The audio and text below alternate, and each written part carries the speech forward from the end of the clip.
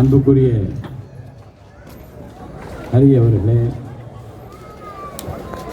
பூக்கடை KM குமார் அவர்களே, பேசி விடைபெற்று சென்றிருக்கிற MLA ராம்குமார் அவர்களே, பிரதீஷ் வேதப்பட்டி அவர்களே, ஹரிஷா ரவி அவர்களே, இந்த நிகழ்ச்சியை சிறப்பாக ஏற்பாடு செய்திருக்கிற பாபா ராஜா பல்லவி அவர்களே, ஸ்ரீராம்ஜி அவர்களே, பில்லா மோகன் அவர்களே,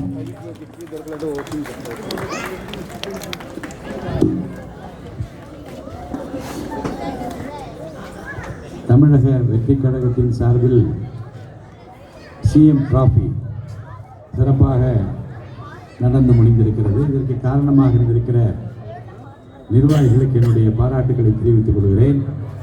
வெற்றி பெற்றிருக்கிற விளையாட்டு வீரர்களுக்கு என்னுடைய அன்பான வாழ்த்துக்களையும் நான் தெரிவித்துக் கொள்கிறேன். கம்பர் குடியிருப்பு எனக்கு புதியதல்ல.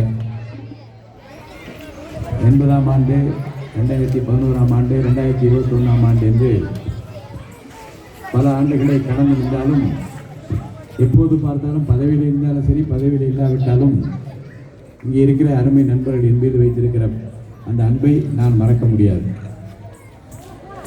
வந்தவுடனே சொன்னார்கள், பின்னாலே தெரிகிற மரம் தான் நீங்கள் நட்ட மரம் என்று சொன்னார்கள்.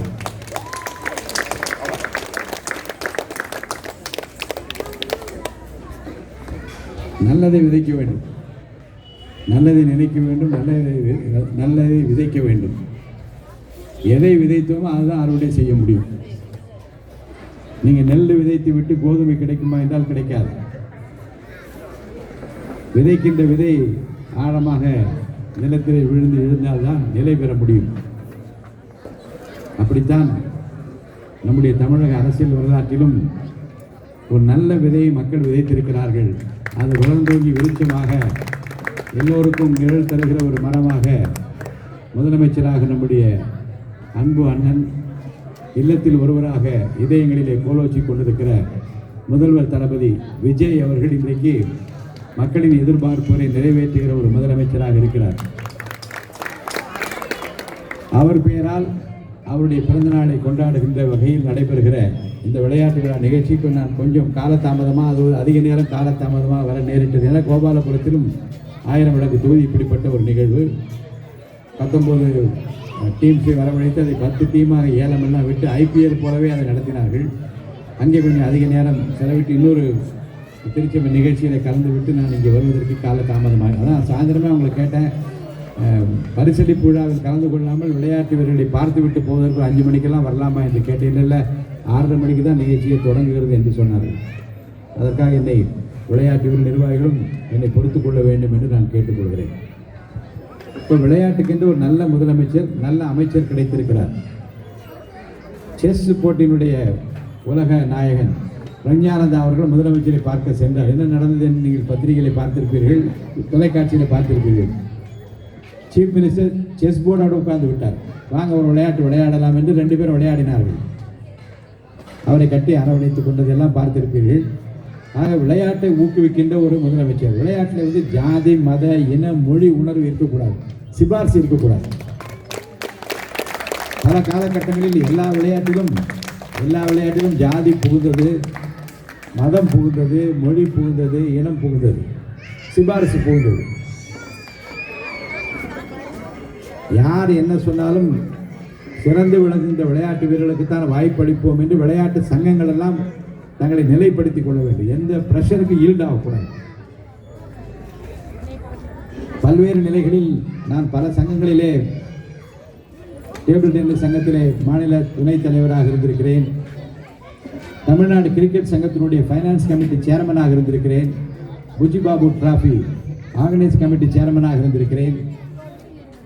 அதே போன்று நெல்லை ஃப்ரெண்ட்ஸ் சார்பில் நடைபெற்ற உலக அளவிலான போட்டிகளிலும் ஜப்பான் வர்சஸ் இந்தியா வாலிபால் போட்டி நடத்துவதிலும் நான் முன்னணியில் இருந்திருக்கிறேன்.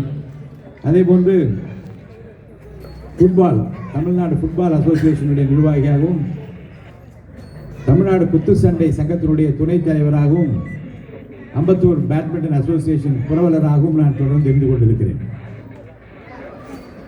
இதுதான் குத்துச்சண்டை சங்கத்திலே ஒரு காலகட்டத்தில் பெரிய பிரச்சனை. அதை தீர்த்து வைக்க வேண்டும் என்று நம்முடைய தினத்தந்தியினுடைய ஆசிரியர் மரியாதைக்குரிய மறைந்த ஆர்வலர் சிவந்தி ஆதித்தன் சார் என்னை அழைத்தார். நீ கொஞ்சம் போய் இதை சால்வ் பண்ண முடியுமா என்று கேட்டால், அப்போ துணைத் தலைவராக இருந்தேன். அவர் நினைத்தார் இது பெரிய தகராறில் முடியும், எப்படியும் இது முடிப்பதற்கு ஒரு 4-5 மணி நேரம் ஆகும் என்று சொன்னார். இறைவனரெல்லாம் நான் போனேன், அமர்ந்தேன். ஒரு 15 நிமிடங்களில் அந்த பிரச்சனையினுடைய அடித்தளத்தை உணர்ந்து தீர்த்து வைத்து விட்டு அவர் அலுவலகத்துக்கு அரை மணி நேரத்தில் வந்தேன். அப்போ சிவந்தி சார் கேட்டார், என்ன இன்னைக்கு மீட்டிங் நடக்கலையா என்று கேட்டார். நடந்து விட்டது, முடிந்து விட்டது. நீங்கள் விரும்பியபடி, நான் விரும்பியபடி, குத்து சண்டை வீரர்கள் விரும்பியபடி இப்போது இந்த நிர்வாக பொறுப்பில் ஏற்றுக்கொண்டு விட்டோம் என்று நான் சொன்னேன். இதை சொல்வதற்கு காரணம் என்னென்றால், எதை செய்தாலும் கொஞ்சம் அர்ப்பணிப்பு உணர்வோடு செய்தால் அது நான் நிச்சயமாக வெற்றிகரமாக முடிக்க முடியும். அதில் ஒரு பார்சியாலிட்டி பார்த்துவிட்டு வரும்போது தான் ஒருத்தர் ஃபோன் பண்ணார். அதனால் லிஸ்ட்டில் இருக்க இந்த பேரை எடுத்துவிட்டு இன்னொரு பேரை போடு என்று சொன்னால் விளையாட்டு உருப்படாது, விளையாட்டும் வளராது, வெற்றி பெற முடியாது. ஆனால் தமிழ்நாட்டில் இப்போது சொல்கிறேன், உங்களுடைய சட்டமன்ற உறுப்பினர், உங்களுடைய நல்ல அமைச்சர், public works minister, sports development minister வந்திருக்கிறார், ஆதவ் அர்ஜுனா அவர்கள். அவர் இதில் ரொம்ப உறுதியாக இருக்கிறார். எந்த சிபாரசும் கிடையாது, யாருடைய ரெக்கமெண்டேஷனும் கிடையாது, எந்த பணப்புழக்கம் இதில் இருக்கக்கூடாது. நியாயமாக சிறந்து விளங்குகிற விளையாட்டு அத்தனை பேரையும் கைதூக்கி விட வேண்டியது நம்முடைய விஜய் மாடல் அரசனுடைய கடமை என்று அறிவித்து இன்றைக்கி செயலாற்றி கொண்டிருக்கிறார். ஆக இன்றைக்கி அவர் வெளியூரில் இருக்கிறார். இன்னொரு முறை உங்களை எல்லாம் சந்திப்பதாக சொல்லியிருக்கிறார். அவர் சார்பில் என்னுடைய வாழ்த்துக்களை நான் தெரிவித்துக் கொள்கிறேன். அதைத்தான் இன்றைக்கு எல்லா நிலைகளிலும் உள்ள பல விளையாட்டு சங்கங்கள் அவருடைய அந்த தீவிரமாக ஆற்றுகிற பணி, அவர் இப்படிலாம் செய்கிறார் என்றால் அது காரணம் என்றால் உந்து சக்தியாக, உற்சாகப்படுத்துகிற சக்தியாக முதலமைச்சர் இருக்கிறார். அவரே இப்போ மராத்தான் ஓடிவிட்டார், பார்த்துருப்பீங்க. 3 கிலோமீட்டர் சும்மா ரொம்ப பிரமாதமான ஒரு வந்தது. அப்போ என்ன தெரிகிறது என்று சொன்னால், வெளியரங்கமான ஒரு ஆட்சி, உள்ளுக்குள்ள ஒரு அஜெண்டா உள்ளே வைத்துக்கொண்டு இயங்குகிற ஒரு ஆட்சி அல்ல. நான் செய்வது அனைத்து மக்களுக்கு தெரிய வேண்டும், மக்கள் விரும்புவதைத்தான் நான் செய்வேன் என்று உறுதியேற்றிருக்கிற ஒரு முதலமைச்சர் நம்முடைய தளபதி விஜய் அவர்கள் கிடைத்திருக்கிறார். ஒரு நேர்மையான அரசாங்கம். நான் அரசியலில் 72லேருந்து அரசியலில் இருக்கிறேன். புரட்சித் தலைவர் எம்ஜிஆர் எப்படி மனித நேயத்தோடு நல்ல எண்ணங்களோடும் மக்களோடு மக்களாக இணைந்து காசு பணத்துக்கு ஆசைப்படாமல் இருக்க வேண்டும் என்று விரும்பினாரோ, அதைத்தான் முதல்ல விஜய் சாரை பார்த்துவிட்டு வெளியே வந்தவுடன், சார் உங்களுடைய இம்ப்ரெஷன் என்ன என்று கேட்டார்கள். மீண்டும் எம்ஜிஆரை பார்த்த மகிழ்ச்சி எனக்கு இருக்கிறது என்று நான் சொன்னேன். அதற்கு காரணம் என்ன என்றால், மக்களோடு மக்களாக இணைந்து மனித நேயத்தோடு அவர் பிரச்சனையை அணுக வேண்டும் என்கின்ற சிந்தனை முதலில் இருக்க வேண்டும். நீங்கள் வேறு அஜெண்டா வைத்துக் கொண்டிருந்தால் அப்படி நடக்காது. அது உதாரணத்துக்கு கொண்டு சொல்லுகிறேன். ஒரு பெரிய தொழிலதிபர் நேற்று முன்தினம் என்னை சந்தித்து பேசிக்கொண்ட தமிழ்நாட்டில் மிக பாரம்பரியமிக்க ஒரு கம்பெனி. அவர் சொன்னார், ஜேசிடி ரொம்ப ஆச்சரியமான விஷயம் என்று சொன்னார். என்ன சார் என்று கேட்டேன். முதலமைச்சரை வாழ்த்துவதற்காக பூங்கொத்து கொடுத்து விட்டு வெளியே வர திரும்பினேன். ஏதாவது பிரச்சனை இருந்தால் சொல்லுங்கள் என்று சொன்னார். நான் கொஞ்சம் சொல்லலாமா வேண்டாமா என்று பார்த்து சொல்லிவிட்டேன். ஒரு 15 ஆண்டு காலமாக 2-3 அரசாங்கத்தை நான் பார்த்துவிட்டு ஒரு கோப்பு என்னுடைய ஃபைல் பெண்டிங்கிலே கிடந்தது. ஏனென்றால் அவர்கள் விரும்பியதை நான் செய்ய இயலாத ஒரு நிலையில் நான் இருந்தேன். அது தவறு என்று நான் உணர்ந்த காரணத்தினால் என்னைக்கு வருதோ வரட்டும் பார்த்து கொள்ளலாம் என்று இருந்தேன். அந்த விஷயத்தை நான் அவரிடம் சொன்னேன். 2 நாளிலே உத்தரவு போட்டு எனக்கு அனுப்பிவிட்டார் என்று சொன்னார்.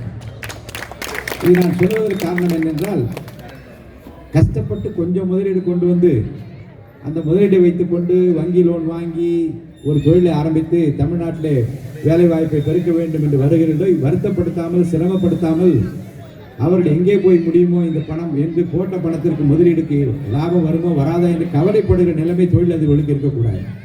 அதே போல் வேலைவாய்ப்பை உருவாக்க வேண்டும் என்று இளைஞர்கள் நிறைய இன்ஜினியரிங் காலேஜஸ், அது புரட்சி தலைவர் காலத்திலிருந்து தொடர்ந்து செய்து கொண்டே இருக்கிற நிறைய காலேஜ் வந்து விட்டது.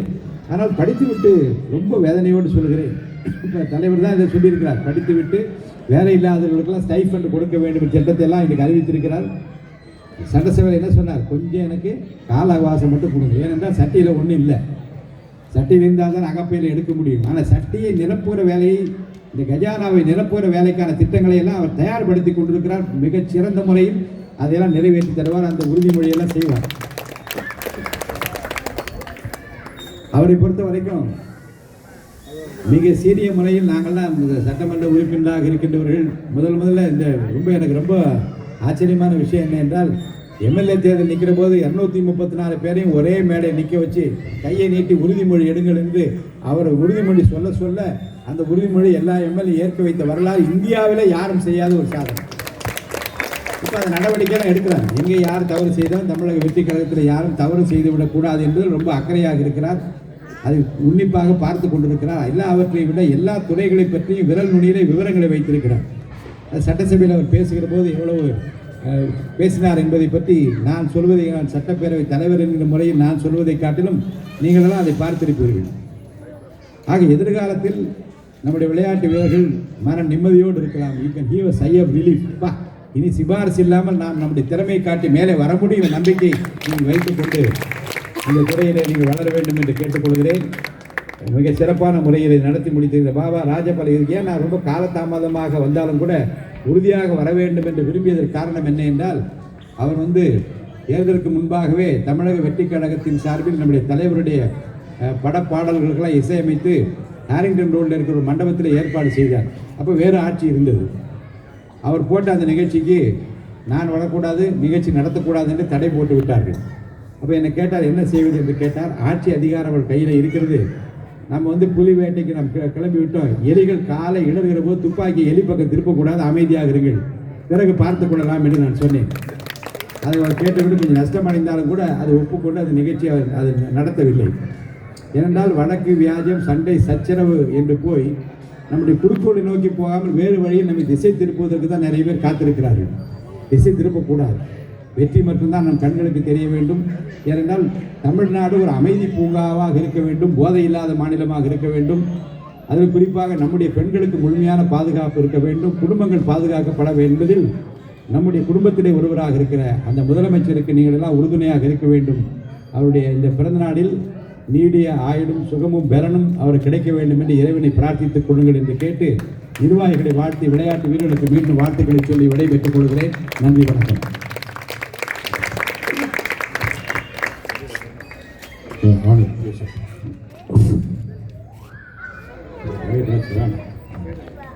இந்த நிகழ்ச்சியில் நம்ம ஆனந்த் சாரிங்க, ஆற்றுவர் சாரிங்க, வாங்க வாங்க வாங்க, அவருக்கு ஒரு பொன்னாடை போடுங்க. நம்முடைய சத்யா, அது நம்ம வரையில் இருந்திருக்கிற